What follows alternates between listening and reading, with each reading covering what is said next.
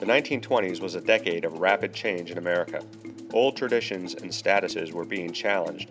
However, not everyone was comfortable with these changes.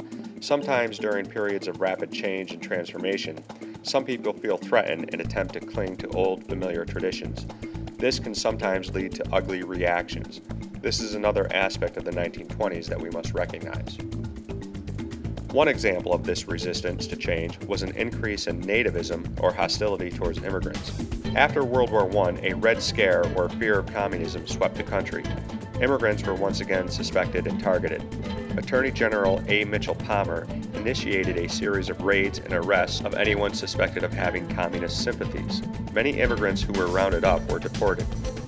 During the 1920s, there was another round of immigration restrictions.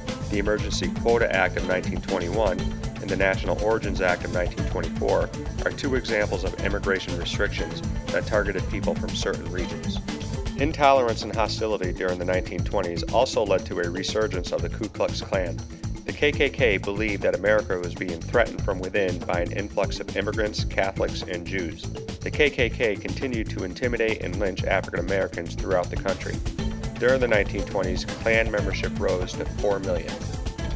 In 1920, an armed robbery took place outside of Boston, Massachusetts, during which the victim was killed.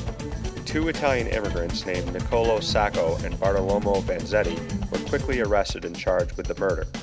For many people, the Sacco and Vanzetti trial stood as another symbol of American nativism. The evidence against the two men was largely circumstantial, and despite a lack of hard evidence, the two immigrants were convicted and sentenced to death. Sympathizers of Sacco and Vanzetti claim that it was prejudice against their heritage and political beliefs that led to their conviction and nothing else. Perhaps no trial in the 1920s was more closely watched than the Scopes monkey trial.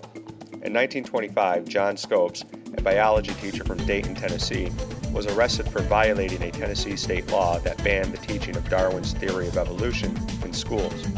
The trial became a powerful symbol of the clash between those who supported tradition and those who supported modern science. In the end, Scopes was found guilty.